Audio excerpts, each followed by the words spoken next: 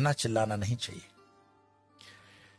हो सकता है कि पाकिस्तान से ये बात आती हो कि भारत को जो है कन्वर्ट कर लेंगे गजवाए हिंद, पर गजवाए हिंद करने की जरूरत ही नहीं पड़ेगी। कुछ सालों के अंदर वैसे ही उनकी पॉपुलेशन बढ़ जाएगी। आज इंग्लैंड और लंदन की स्थितियां देखते हो, शरीयत का कानून लंदन में लग रहा है, ऑस्ट्रेलिया में स्थितियां खराब हो गई है, जर्मनी में खराब हो गई। ये बहुत अच्छी स्ट्रेटेजी है इस्लाम की कि वो अपने एक्सेस पॉपुलेशन को दूसरे देशों में डेमोक्रेसी की आड़ में बेच देता है, बाद में वहां पे शरीयत का कानून लगवा देता है, लेकिन अरब कंट्री के अंदर कोई भी रेफ्यूजी नहीं रखा जाता है।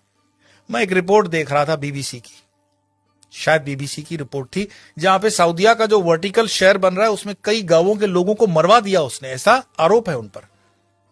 तो वहां तो मस्जिदें हटाने में भी वो सोचते नहीं है, और यहां पर हिंदू भीख मांग रहा है कि जरा मुझे कृष्ण का मंदिर दे देना, जरा मुझे ये मंदिर दे देना। हमारे साधु संतों ने जो समाज के लिए काम किया, समाज उनके साथ भी नहीं खड़ा है। क्या आपको पता है कि आयुर्वेद के नाम पर भारत देश के अंदर जो फार्मेसी काम कर रही है वो मुस्लिम द्वारा चलाई हुई भी कई फार्मेसी हैं, और उनके 500 प्रोडक्ट्स हैं। रामदेव को सपोर्ट नहीं करने का कारण यह भी है।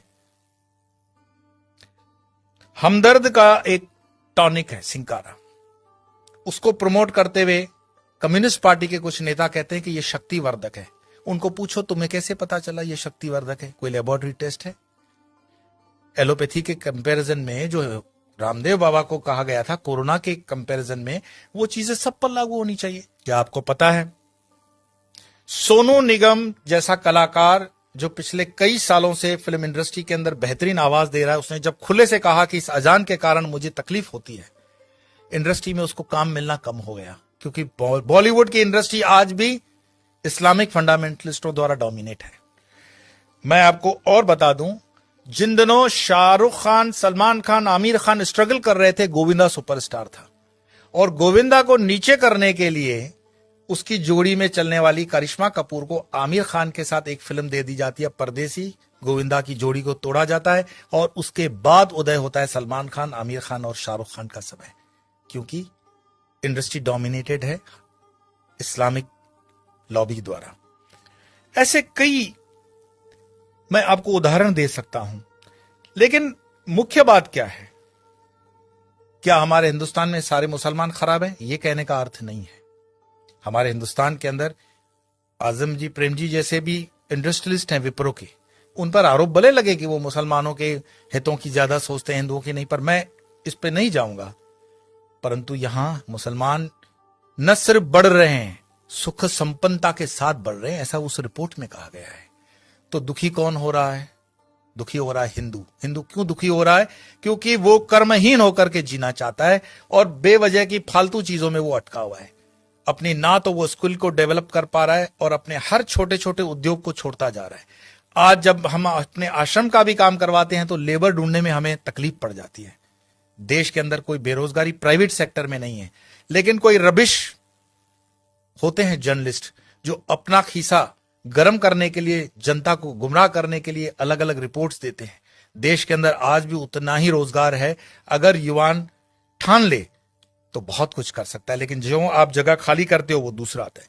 गुजरात के हाईवेज पे एक पूरी होटल्स की चेन है, वो चेन चलाते हैं चेलियास कम्युनिटी के लोग। चेलियास मुस्लिम कम्युनिटी है और उनकी इतनी यूनियन होती है कि उसमें दूसरा कोई होटल नहीं खोल सकता हिंदू। मैं पूरे गुजरात हाईवे की बात कर रहा हूं, नेशनल हाईवे नंबर 8।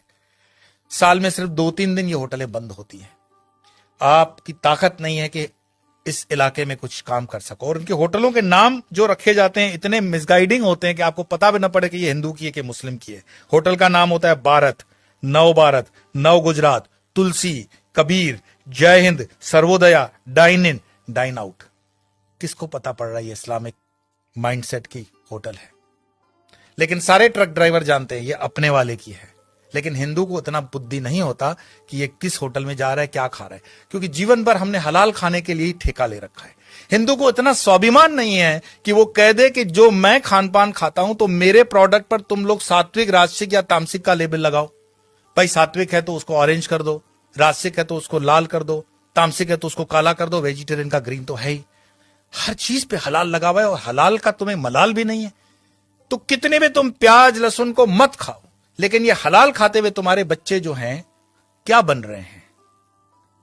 ये जिहाद करने की जरूरत पड़ेगी नहीं उनको।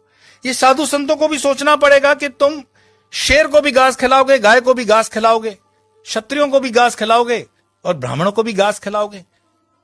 हमने खान पान को बदल करके पूरे डीएनए सिस्टम को बदलने का पाप किया है, और जब इस पाप की हम ठीक से बैलेंस नहीं करते हैं तब तक इस पॉपुलेशन को ठीक करना बड़ा मुश्किल होगा। एक इंसान, ये वीडियो समाप्त करने से पहले मैं बता रहा हूं, एक इंसान जिसने अलीगढ़ मुस्लिम यूनिवर्सिटी का स्थापना किया था, सर सैयद, उसने सिर्फ ख्वाब देखा था पाकिस्तान बनाने का, कि एक ऐसा देश बन सकता है। एक टाइपराइटर और एक इंसान जिन्ना, जिसने देश बनाकर दिखा दिया, और यह चीज इतिहास के अंदर दर्ज है। क्या पता ओवैसी जो कह रहा हो उसको हम सीरियसली नहीं ले रहे हैं। अगर शाहबानू केस कोर्ट का इधर उधर हो सकता है तो राम मंदिर का केस भी राहुल गांधी तो बोले थे कि हम कर देंगे, ऐसा उन पर आरोप है, प्रमोद जी ने लगाया था। हिंदुओं को जागना पड़ेगा। कोई शंकराचार्य फिर से आए ना आए इसकी कोई गारंटी नहीं है। शंकराचार्य जी की जयंती जन मनाने से सिर्फ इतना ही मैसेज मिलता है, उत्तिष्ठ जागृत प्राप्य वरानी बत, उठो जागो, अपनी जवाबदारी लो। कब तक दूसरों के कंधों पे रहोगे कि ये तुम्हारी जवाबदारी लेगा? और धर्म का काम चेतना जगाना है। बाकी ये मेरा वीडियो मरे हुए लोगों के लिए तो है नहीं, चैतन्य लोगों के लिए। और चैतन्य जो सुन रहे हैं उनको लगता है कि आगे 2-4 चैतन्य है तो फॉरवर्ड कर देना, और मरे हुए लोगों को वीडियो देखने के लिए मैं कोई आग्रह करता ही नहीं हूं। आपके भीतर आपका सनातन जागे, भारत जागे, हिंदुत्व जागे। इसी प्रार्थना के साथ इतना ही, कल फिर मिलेंगे।